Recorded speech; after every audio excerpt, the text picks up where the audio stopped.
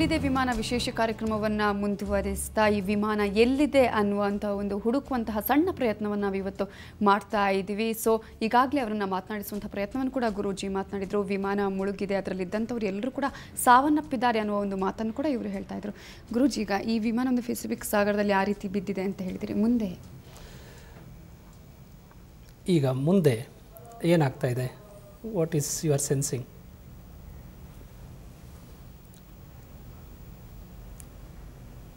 Flight ಯಥಾವತ್ತಾಗಿದೆಯಾ? Disintegrated ಆಗ್ತಾ ಇದೆ?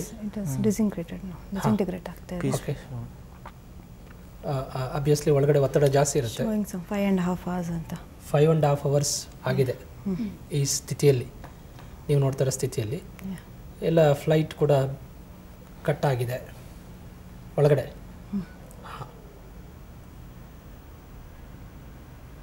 ಓಕೆ, ಪಕ್ಕ ಅಂದರೆ ಪೆಸಿಫಿಕ್ ಸಾಗರದಲ್ಲೇ ಇದೆ ಅಂತ ತೋರಿಸ್ತಾ ಇದೆಯಾ ಹೇಗೆ? ಹಾಂ, try to see one more time. Try to trace out which ocean is that. ಎರಡು ಓಷನ್ ಇದೆ ನಮಗೆ, Atlantic ocean, Pacific ocean.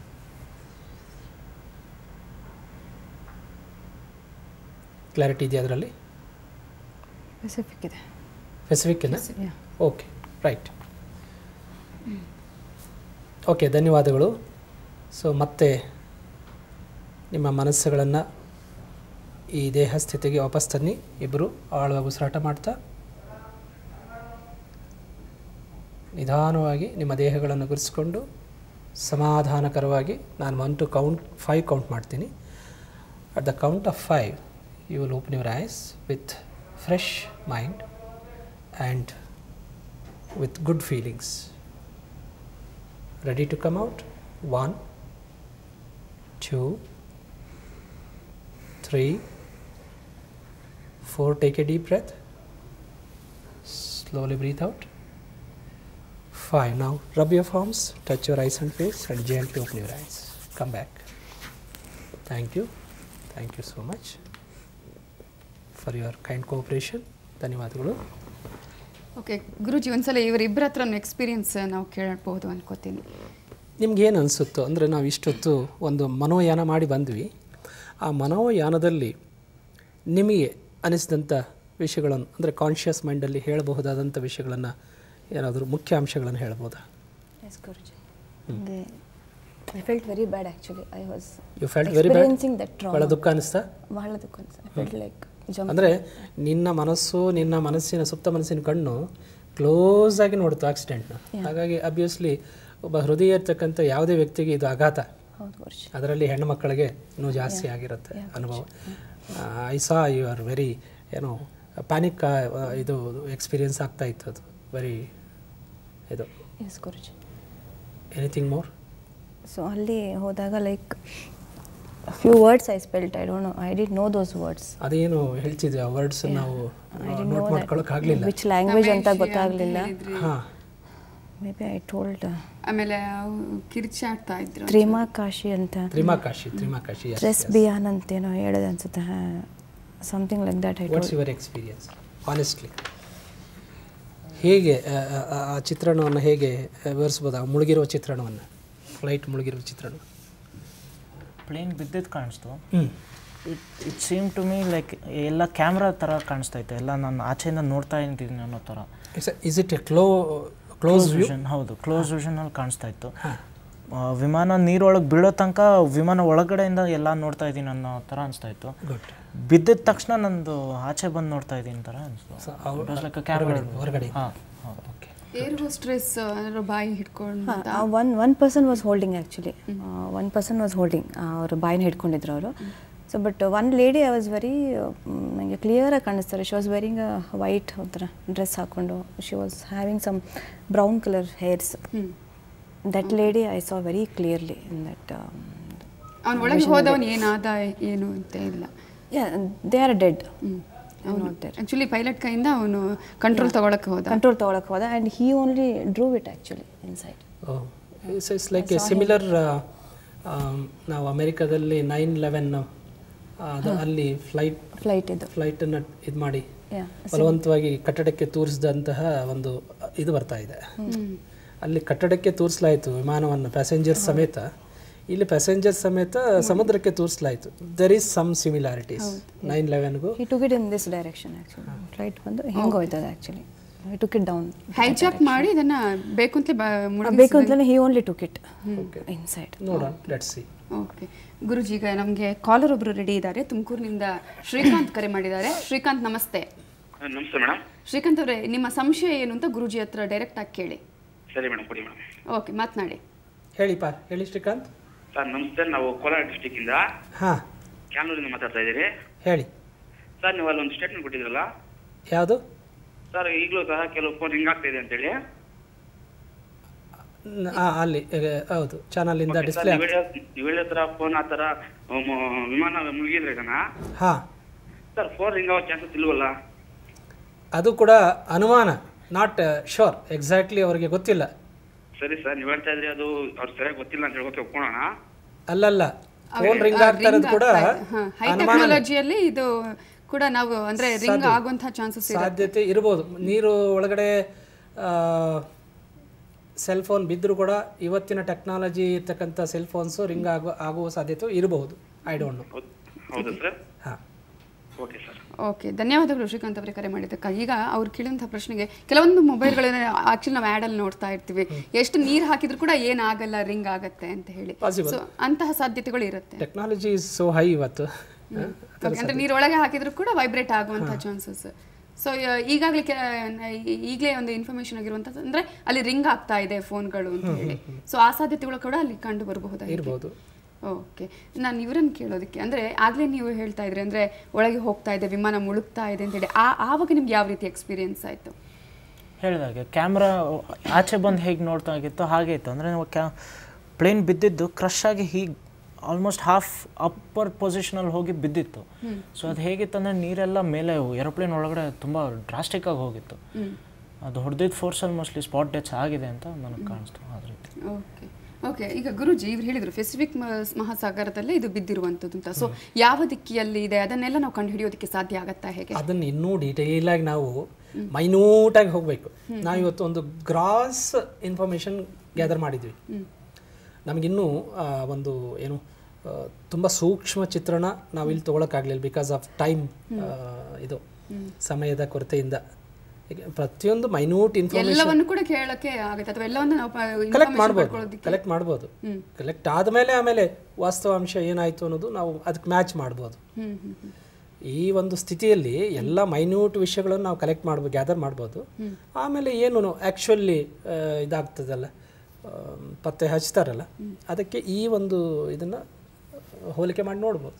Okay, ಅಂದರೆ ಈಗ ನೀವು ಒಂದು ವೇಳೆ ನಾವು ಮತ್ತೆ ಇವ್ರ ಹತ್ರ ಮಾತನಾಡಿಸುವಂಥ ಪ್ರಯತ್ನ ಏನಾದರೂ ಮಾಡಿದರೆ ಅವೆಲ್ಲವನ್ನು ಕೂಡ ನಾವು ಪತ್ತೆ ಹಚ್ಚೋದಕ್ಕೆ ಅಥವಾ ಕಂಡು ಹಿಡಿಯೋದಕ್ಕೆ ಸಾಧ್ಯ ಆಗುತ್ತೆ. ಕೆಲವು ಅದೇ ಇನ್ನೂ ನಾವು ತಿಳಿಯಬಹುದಾದಂಥ ಮನುಷ್ಯನ ಮನಸ್ಸಿಗಿರ್ತಕ್ಕಂಥ ಕುತೂಹಲಗಳಿಗೆ ತಣಿಸ್ತಕ್ಕಂಥ ಪ್ರಯತ್ನನೂ ಇನ್ನೂ ಸೂಕ್ಷ್ಮ ಸ್ತರದಲ್ಲಿ ಭಾಳ ಮೈನ್ಯೂಟ್ ವಿಷಯಗಳನ್ನು, ಫ್ಲೈಟ್ ರೆಕಾರ್ಡ್ರಲ್ಲಿ ಏನಾಗಿದೆ, ಅವ್ರು ಏನು ಸಂಭಾಷಣೆ ಮಾಡಿದ್ರು ಆ ಸಂಭಾಷಣೆಯನ್ನು ಕೂಡ ನಾವು ತಿಳಿಯೋ ಪ್ರಯತ್ನ ಮಾಡ್ಬೋದು, ಟ್ರಾನ್ಸ್ಲೇಟ್ ಮಾಡಿಕೊಂಡು. ಸೊ ಈ ಥರದ್ದೆಲ್ಲ ಸಾಧ್ಯತೆಗಳಿದೆ.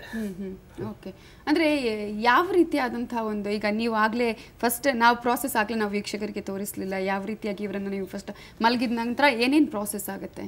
ಅದೇ ಇವರಿಬ್ಬರು ಆ ಸುಪ್ತ ಮನಸ್ಸಿನ ಅವಸ್ಥೆಗೆ ಎಲ್ರಿಗಿಂತೂ ಚೆನ್ನಾಗಿ ಹೋಗ್ತಾರೆ. ಅದಕ್ಕೆ ನಾವು ಒಂದು ಕೆಲವು ಟೆಕ್ನಿಕ್ಸನ್ನು ಅಪ್ಲೈ ಮಾಡ್ತೀವಿ. ಬ್ರೀದಿಂಗಿಂದ ಹಿಡ್ಕೊಂಡು, ರಿಲ್ಯಾಕ್ಸೇಷನಿಂದ ಹಿಡ್ಕೊಂಡು, ಆಮೇಲೆ ಕಾನ್ಷಿಯಸ್ ಮೈಂಡಿಂದ ಸಬ್ ಕಾನ್ಷಿಯಸ್ ಮೈಂಡ್ಗೆ ಅವ್ರಿಗೆ ಹೋಗೋ ಹಾಗೆ ಪ್ರೇರಣೆ ಮಾಡ್ತೀವಿ.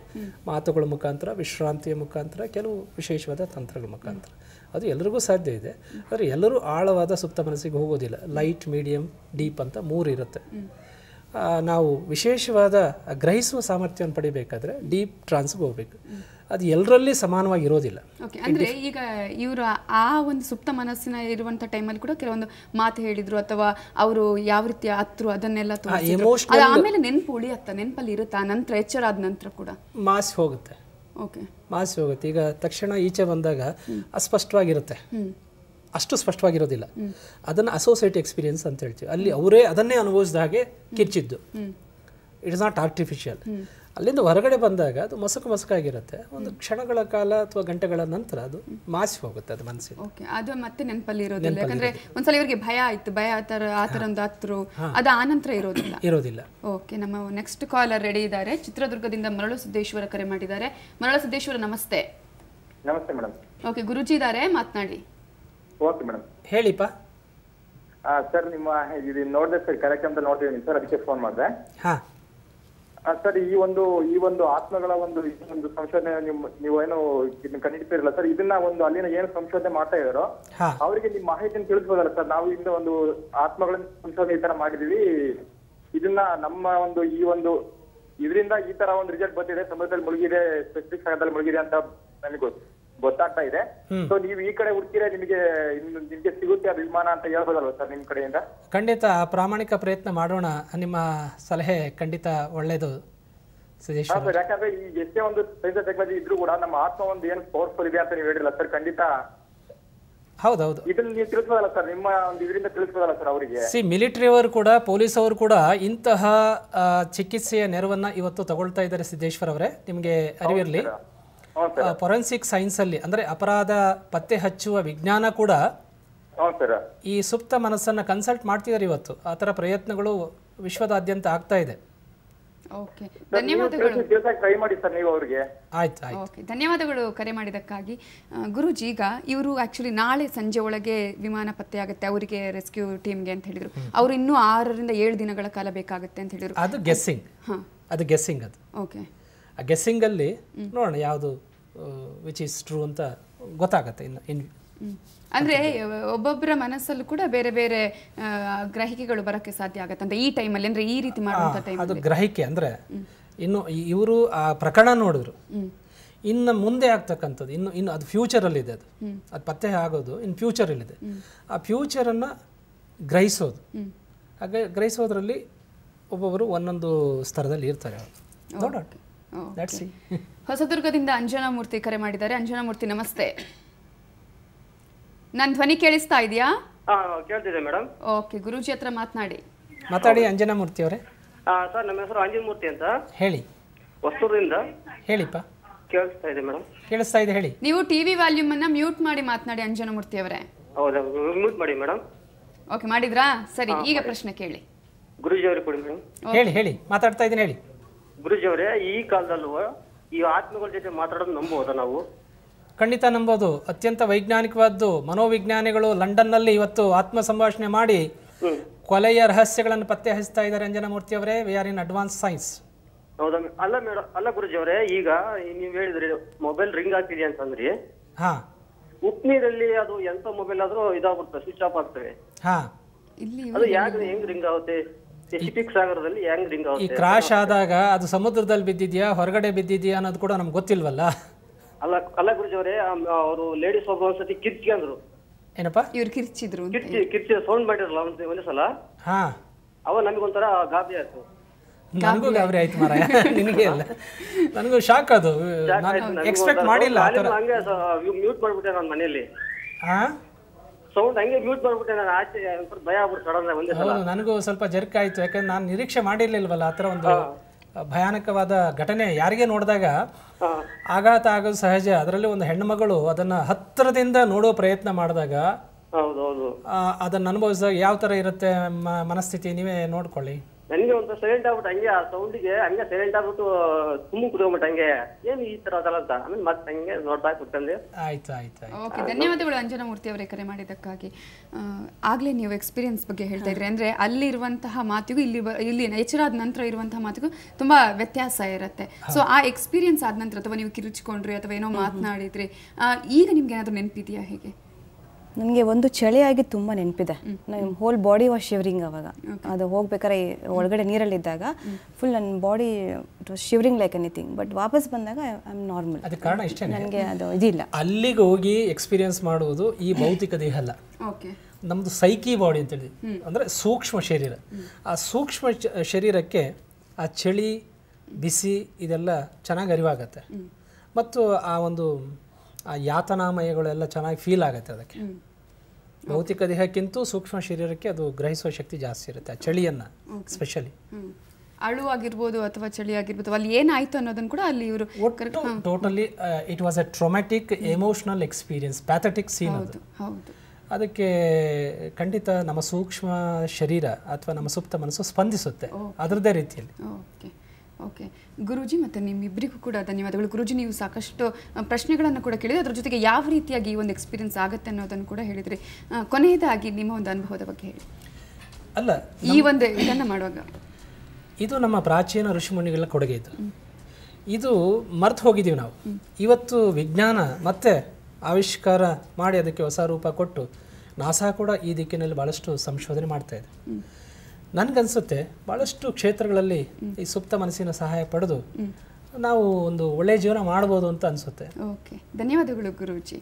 ವೀಕ್ಷಕರೇ, ಇಷ್ಟು ಹೊತ್ತು ನೋಡಿದ್ರಲ್ಲ, ಒಂದು ಸುಪ್ತ ಮನಸ್ಸಿನ ಅವಸ್ಥೆಯಲ್ಲಿ ಆ ವಿಮಾನ ಎಲ್ಲಿದೆ ಅನ್ನುವ ಒಂದು ಪ್ರಶ್ನೆಯನ್ನು ಕೇಳಿದಂಥ ಸಂದರ್ಭದಲ್ಲಿ ಪೆಸಿಫಿಕ್ ಸಾಗರದಲ್ಲಿದೆ ಅನ್ನುವ ಒಂದು ಮಾತನ್ನು ಕೂಡ ಈ ಒಂದು ಕಾರ್ಯಕ್ರಮದ ಮೂಲಕ ಹೇಳಿದರು. ಅದರ ಜೊತೆಗೆ ಈ ವಿಮಾನ ಮುಳುಗಿದೆ, ಹೈಜಾಕ್ ಮಾಡಲಾಗಿದೆ, ಆ ನಂತರ ವಿಮಾನ ಮುಳುಗಿದೆ ಅನ್ನುವ ಒಂದು ಮಾತನ್ನು ಕೂಡ ಹೇಳಿದರು. ಇದೊಂದು ಸಣ್ಣ ಪ್ರಯತ್ನ ಅಷ್ಟೇ. ವಿಮಾನ ಎಲ್ಲಿದೆ ಅನ್ನೋದನ್ನು ಈ ಕಾರ್ಯಕ್ರಮದ ಮೂಲಕ ತಿಳಿಸುವಂತಹ ಒಂದು ಸಣ್ಣ ಪ್ರಯತ್ನವನ್ನು ಸುವರ್ಣ ನ್ಯೂಸ್ ಮಾಡಿದೆ. ಇದು ಈ ಹೊತ್ತಿನ ವಿಶೇಷ ಕಾರ್ಯಕ್ರಮ. ನೇರ, ದಿಟ್ಟ, ನಿರಂತರ ಸುದ್ದಿಗಾಗಿ ನೋಡ್ತಾ ಇರಿ ಸುವರ್ಣ ನ್ಯೂಸ್.